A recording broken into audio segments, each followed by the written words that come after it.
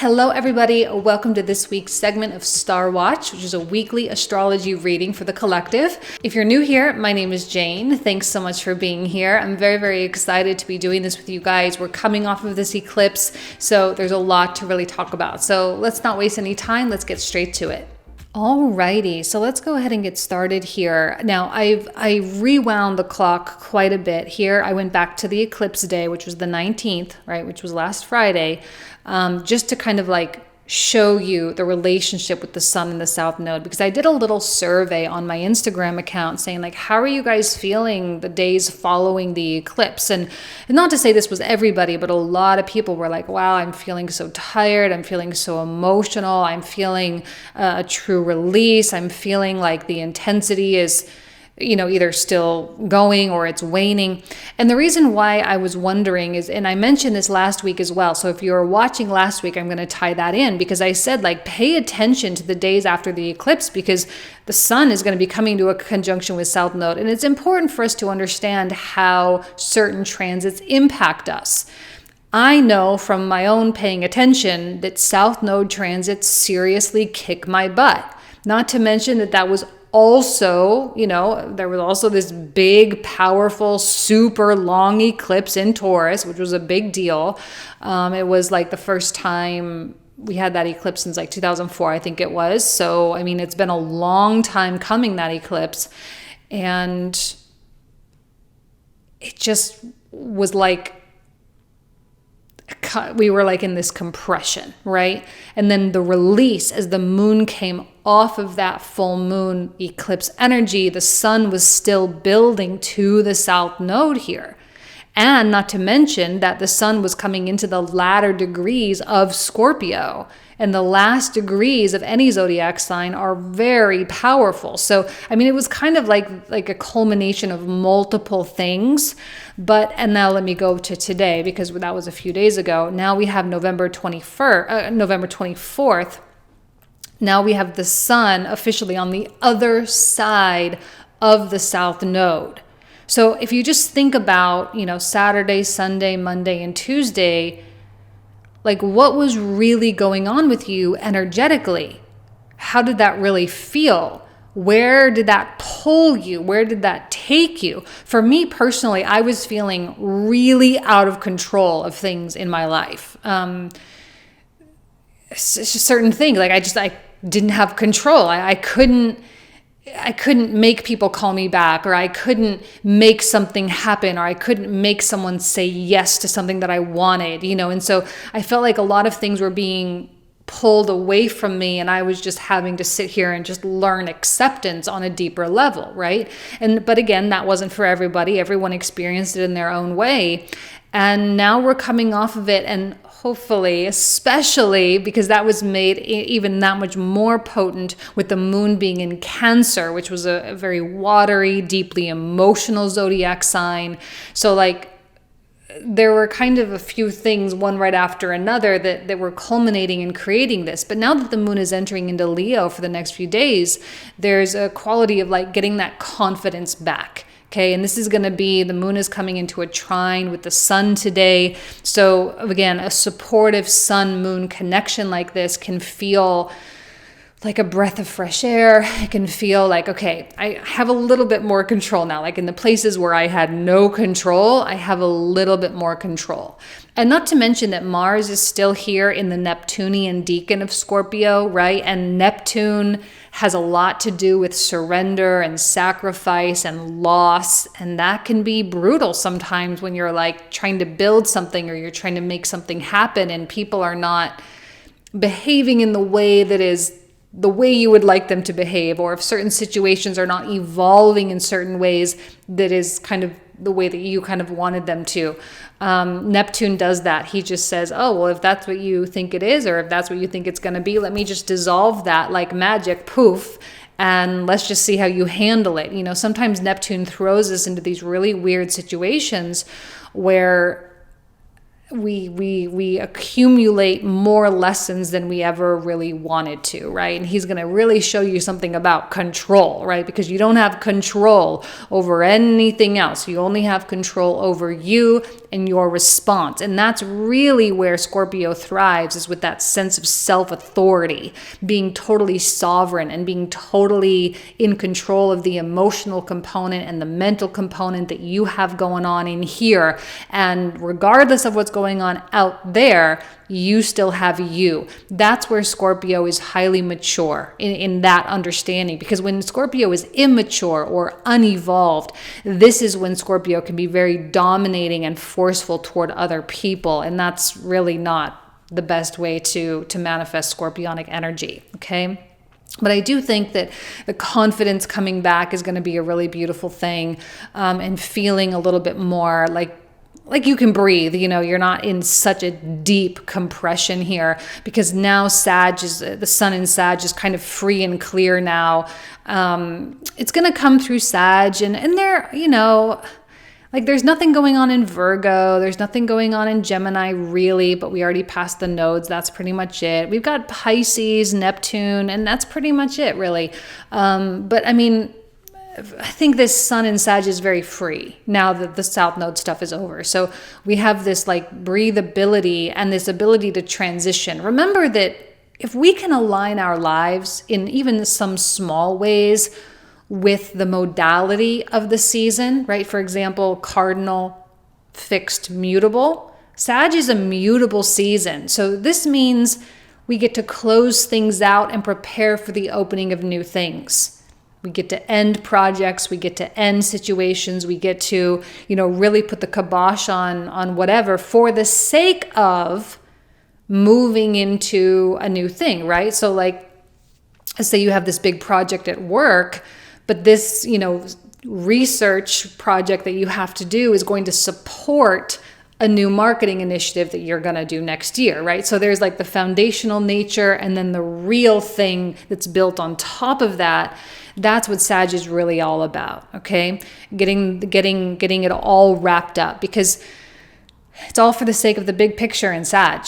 It's all for the sake of expansion. It's all for the sake of more abundance, for the sake of just overall joy and pleasure of life in general. Sag is a fun zodiac sign. We're supposed to be having fun here. We're supposed to be connecting with people and laughing and learning and experiencing new cultures and new language and new information and new wisdom. And we're supposed to be growing during Sag season. That is what Sag is for expanding the consciousness. And it could be in some big ways or some small ways. Now, Mercury is coming into Sag today as well. So this Mercury transition, now remember, Mercury is in detriment, okay? He's the ruler of Gemini, which is exactly opposite of Sag. So when he's in Sag, he's in kind of a weakened position. And it's not just that he's in Sagittarius, but that he is in the Jupiterian decan of Sagittarius, okay? Which means they're kind of challenging one another, right? Jupiter is challenging Mercury to come up here to align with the big vision, but Mercury is also challenging Jupiter to come down into the smaller scale strategy. So sometimes you can feel a push-pull within yourself when we have detriment planets of saying, well, do I do the Mercurial thing or do I do the Jupiterian thing? Because they're so different and they go about doing things in totally different kinds of ways. The way to really harness this is to balance both and to have moments, whether throughout the day or throughout the week, and say, okay, today I'm going to be very Mercurial. Today I'm going to do the emails. I'm going to make the phone calls. Today I'm going to, do X, Y, and Z things, and I'm going to be busy. I'm gonna be busy. And then maybe a few days later, you're like, okay, I can relax on the busyness and I can go big picture in my mind, and I can allow myself to really indulge in the big vision of really where this is all headed. And I can, acquire or allow myself to learn new things for the sake of higher understanding, for the sake of higher level success. Okay, so you don't have to be so locked in. This is not Scorpio season anymore. We're not fixed. We're free and flexible. We're adaptable. We're non-committal, as it were. Okay, we're very non-committal here. And to be non-committal in a mutable sign, it's good for you. Can I say that? When the sun is transitioning through mutability, it's going to be difficult to lock into things. We can do that well in cardinal and fixed. Mutable, not so much. Mutable is more difficult. So we need to allow ourselves to smaller commitments, more manageable commitments, and shorter time frame commitments. All right, that's fine. That's the okay stuff. Okay, now let's talk a little bit about Neptune right here and Chiron, and also Mars a little bit. We're going to come back to Mars. Neptune going direct on the 1st. Chiron going direct on the 19th, which is exactly the same day that Venus goes direct. Now, actually, let me focus a little bit more on Chiron before I get to Neptune, okay? Chiron is a planet of healing, but can also create suffering for the sake of exposing wounds so that we can heal, right? So it's like a planet of diagnoses, really, in a lot of ways. It shows us where the pain is. It shows us that it's, not just the symptoms, but like the core of the pain. And being in the Mars decan of Aries right now, it's very surgical, not to mention that Mars is in Scorpio, which is also very surgical. So a lot of people are going in with this level of precision within their wounding, within their traumas, and really saying like, what was the real root cause of this trauma? Like, where did this really come from? What emotions did this kind of like instill in me? Where was the protection? Where was the barrier or the boundary set up around this thing that has been manifesting in my life in so many different ways? And we get very precise with this. When it's like Chiron slowing down, and it's like Chiron's going backward, here's Chiron, he's going backwards, here's Venus, she's going forwards, boom, and they're like slowing down, stopping, and then they're going to be going apart from one another. And they're not technically in a square by degree, but they're in a square by zodiac sign with cardinal energies, right? So Chiron going direct really affords us that opportunity to operate from a more healed place.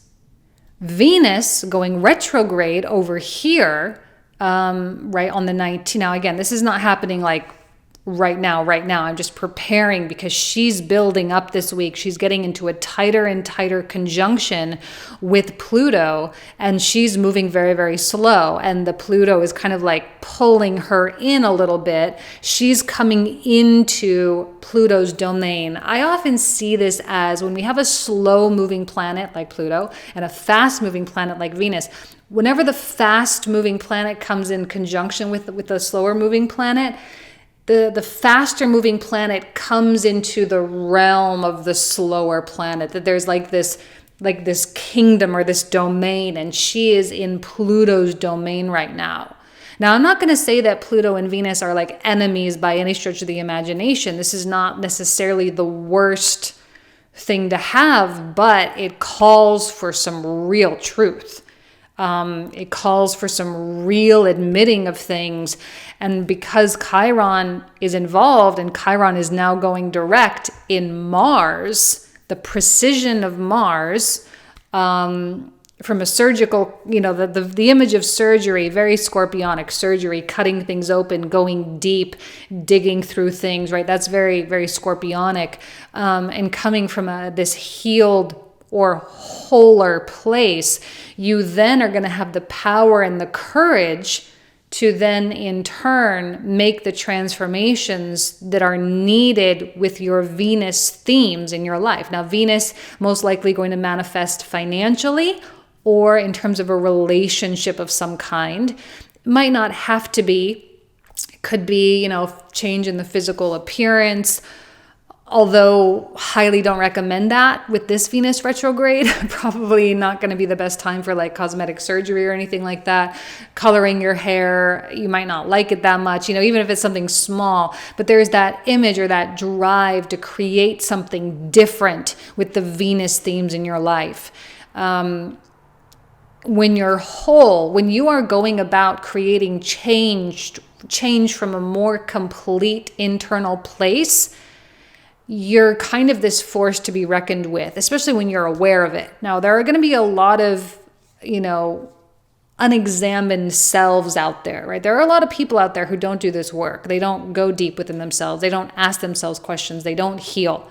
And with those people that are not doing the work, there is going to be massive massive amounts of projection. And for you, it's going to be obvious that they're projecting. They don't know that they're projecting. And when you call them out on truth, which is what Sagittarius season is going to demand of you, you're just going to say the truth. They're not going to like it very much. They're not going to respond well. They're going to reject it. And they may even fight back, fighting against something that they actually even know in their heart of hearts to be true, but are too afraid and too wounded and too in pain to admit. And that can be a tough thing, especially in like a marriage, right? If one person is doing the spiritual work and the other person is not, this is an astrological environment that could be really, really tough. And you'd have to have two people that are absolutely committed, like 100% committed to doing the work and to being real and transparent and being accommodating for each other to a certain extent. And I don't know that everyone is really capable of doing that. So, 20, let me just completely change gears here for a second, because my mind is going like a mile a minute right now. In 2022, next year, I know this is supposed to be a weekly astrology reading, but just bear with me, because we got to look ahead in order to bring context to what's going on now, right? That's the point of astrology, is bringing context to things. So next year, the Mercury retrogrades are happening between air and earth signs, right? So Mercury is going to be coming into Aquarius, retrograding back into Capricorn, then later on Gemini through Taurus, and then Libra and Virgo. Now, this is the energy of bringing an idea, air, into actualization, earth. Air and earth. Ideas, materialization, thinking about something and having something, coming together and bridging the gap between the idea and the realistic quality of that thing. Okay, so that's what 2022 is going to be about. Not to mention that 2022, 2 + 2 + 2 is 6, ruled by Venus, which is why I keep saying Venus is the planet to pay attention to. And to start off the year, calendar-wise, with a Venus retrograde, it's kind of a little like too on the nose of like, this is where you have to pay attention in your life. You have places you want to go, and this is the year to do it. This is the year to make it real. This is the year to make it happen. Okay? So I'm bringing all of that in because, of course, this Venus retrograde is in Capricorn, an earth sign, which is the first Mercury retrograde of the cycle, coming in from Aquarius into Capricorn. We also have a Mars retrograde happening next October, so a long ways away from now, like a whole year from now, but that's happening over here in Gemini, an air sign. And this has a lot to do with completely reconstructing the way you think about something. And you are getting a big spoonful of that right now, okay? You're getting a big taste of having your illusion shattered. And I'm going to tell you something, okay? I'm going to come back to Neptune now. Neptune in the Plutonic Decan. Now remember, Neptune's going direct this week on the 1st of December. We have Neptune going direct in Pluto, which means Pluto is shattering these delusions. And we've had that already the past couple of years. It's going to be at a scale that people aren't going to be able to really deal with very well. If you are spiritually grounded and spiritually like in your seat of power, no big deal, because you know what an illusion is, and you know that when an illusion gets shattered, that it's okay. Other people feel like their entire world is crashing down around them. And Neptune through Pluto is absolutely going to keep doing this all the way up through 25 and 26, okay? And even more so through 25 and 26 with the Saturn-Neptune conjunction. I really need to do like a preparatory video for that, because we're like, there are so many things that we can do now to prepare for that. Things like put yourself in a situation that makes you happy kind of things. Because if you're not in a position that makes you happy, Saturn conjunct Neptune is going to just show you all the things that you let pass by in your life. And that can be hard. There can be a lot of regret with that. And for the sake of avoiding regret, for the sake of living a life that is peaceful and content and truly connected with the divine, now is a time to just allow your illusions, delusions, allow them to get crushed.